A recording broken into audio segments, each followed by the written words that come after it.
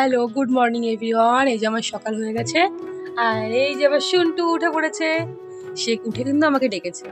আর এই যে আমার হাসব্যান্ড এখনো ল্যাদ খাচ্ছে। আমাদের কিন্তু সকাল স্টার্ট হয়ে গেল। আর এই টাইমটা কিন্তু আমাদের মা ও মেয়ের কোয়ালিটি টাইম স্পেন্ড করার সময়। যেহেতু আমার মেয়ে একদম বিকালবেলা ঘরে ঢোকে তখন থেকে ঘুমানো স্টার্ট করে, সেই কারণে সকালে কিন্তু ও আর বেশি সময় ঘরে থাকতেই চায় না। তো যাই হোক, একটু মেয়েটাকে আদর করে এই গাড়িতে বসালাম। আমার মেয়ে কিন্তু ভীষণ লক্ষ্মী। একটু খাইয়ে দাইয়ে এই গাড়িতে যদি আমি বসিয়ে রাখি, প্রায় ঘন্টাখানেক কিন্তু এখানেই বসে থাকবে। তার মধ্যে আমি সমস্ত কাজ, অর্থাৎ বাসন মাজা, কাপড় কাচা, দাঁত মাজা, যা যা কলে আমার কাজ আছে তখন তার মধ্যেই করে নিই। আর এই যে একটু ছোলা খেয়ে নিলাম, আমরা তিনজন একটু গরম জল খেলাম আর মেয়েকে একটু দুধ খাইয়ে দিলাম। তারপরে কিন্তু আমরা চললাম মাঠের উদ্দেশ্যে।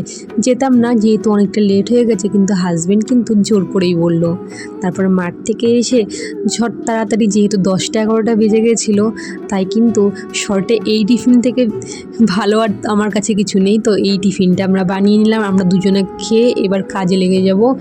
অনেক কাজ রয়েছে বাড়ির, যেহেতু মাঠে চলে গেছিলাম সকালবেলা, বিছানা তোলা ও অন্যান্য কাজ ঘরের কিন্তু বাকি রয়ে গেছে। তো সেগুলোই কিন্তু স্টার্ট করে নিলাম। এই সবার প্রথমে বিছানাটা তুলে নিলাম। এই শীতকালে বিছানার উপর এত জিনিসপত্র থাকে যে তোলাটাই অসম্ভব। তারপর দেখো আমার মেয়েটা, দেখো কি দুষ্টু হয়েছে।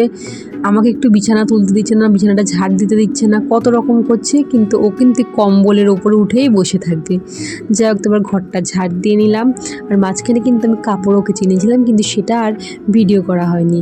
তারপর আজকের মেনু ছিল মাংস আর ভাত। তো ভাতটা করে নেওয়ার পর এই যে মাংসটা আমি করে নিচ্ছি। তো এইভাবেই আমার সকালটা কিন্তু